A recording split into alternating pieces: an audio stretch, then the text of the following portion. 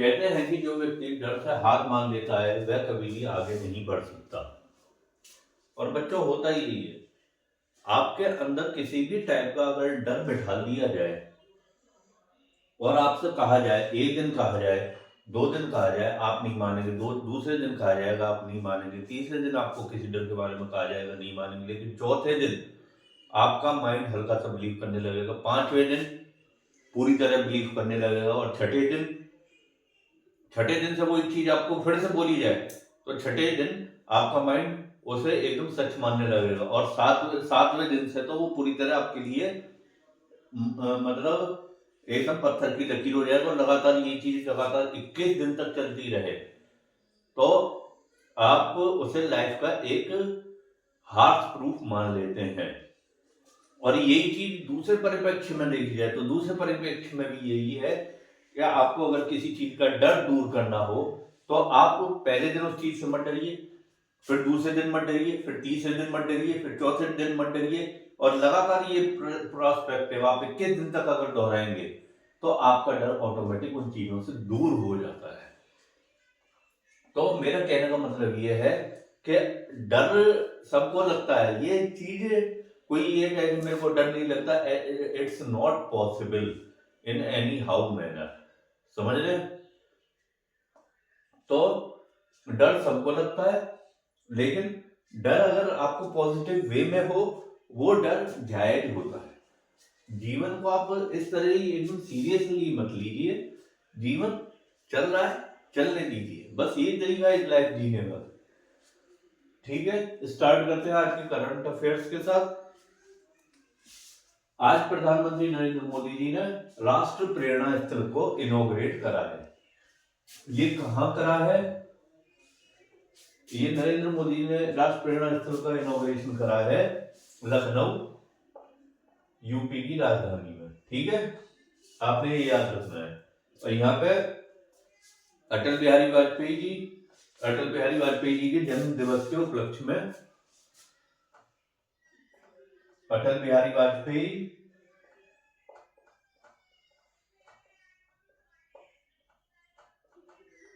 पंडित दीनदयाल उपाध्याय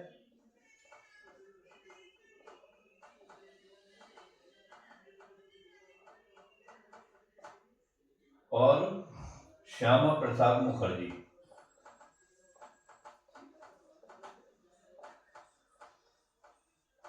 लखनऊ में इन तीनों की, अटल बिहारी वाजपेयी, दीनदयाल उपाध्याय, श्यामा प्रसाद मुखर्जी की लगभग 65 फीट की मूर्ति की स्थापना करी है।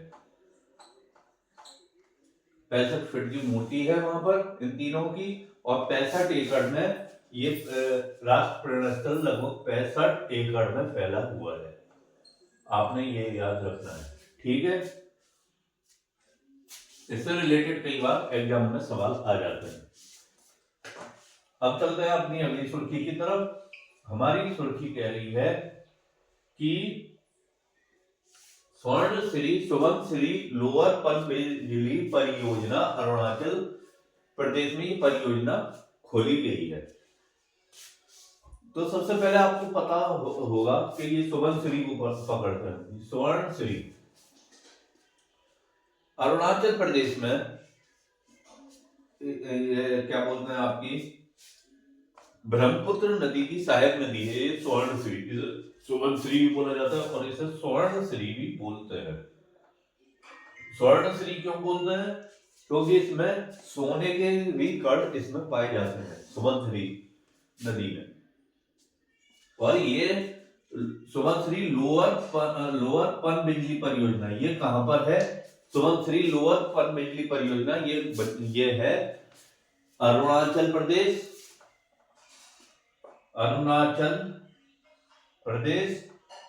एंड असम के बॉर्डर पर।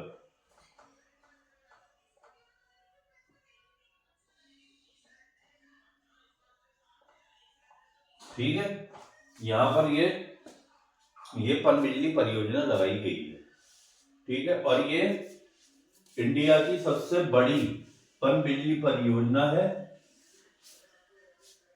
रनिंग रिवर जिसे बोलते हैं, मतलब चलती रिवर से बिजली पैदा करनी, लगभग 2000 मेगावाट, इससे 2000 मेगावाट बिजली की उत्पादन की इसमें क्षमता मानी गई है।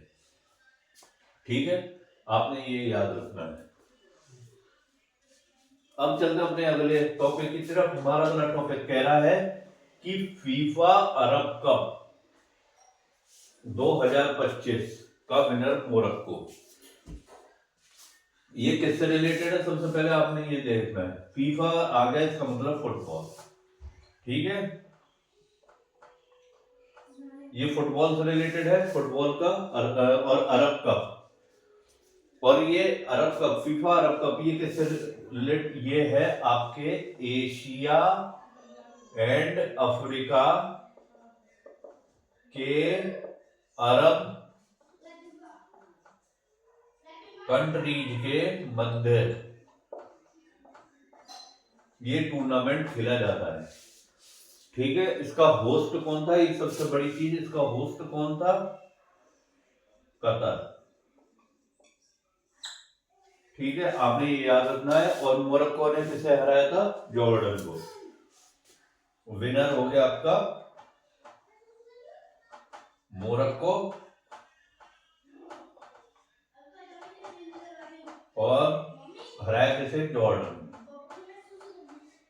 आपने ये याद रखना है।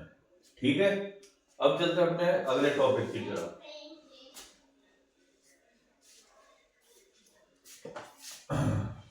हमारा अगला टॉपिक कह रहा है कि राष्ट्रीय उपभोक्ता दिवस 24 दिसंबर को मनाया गया है।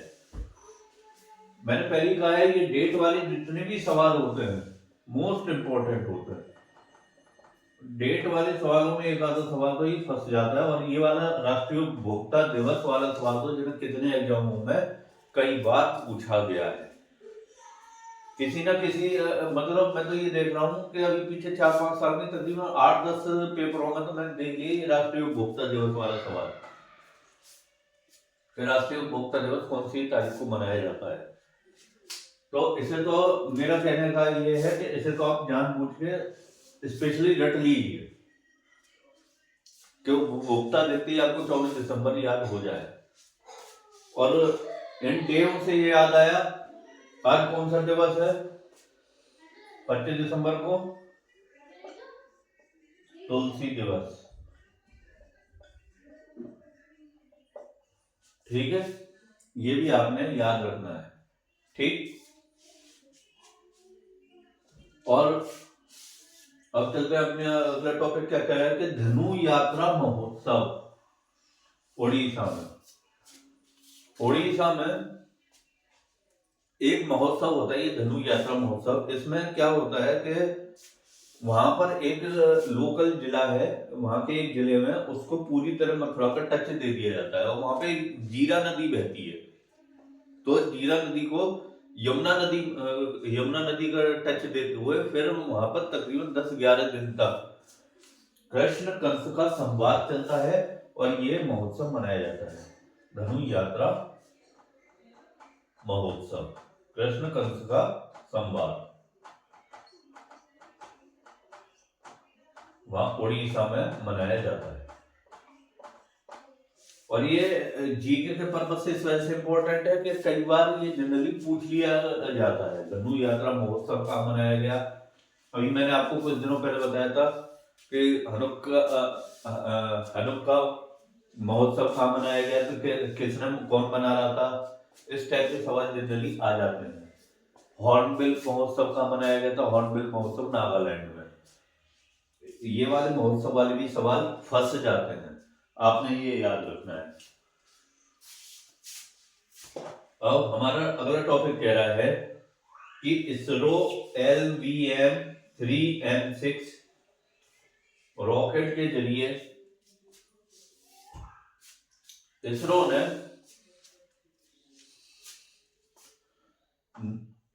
ने अमेरिका का, ये सबसे बड़ा इंपॉर्टेंट सवाल है, और ये आने वाले किसी भी एग्जाम में ये आपका फंसेगा। ये वाला सवाल तो बहुत तगड़ा फंसना है, इसे 5 स्टार मार्क दीजिए।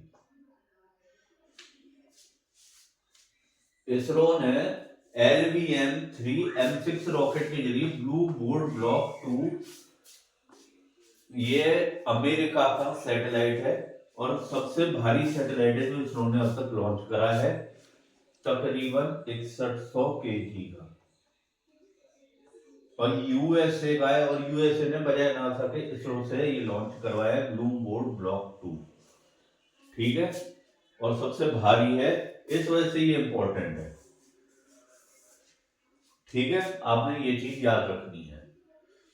इससे पहले जो हमारा सबसे भारी उपग्रह था वो था GSAT-11 जो इसरो ने लॉन्च करा था, और लेकिन अब करंट में LVM-3 हो गया है, आपने ये याद रखना।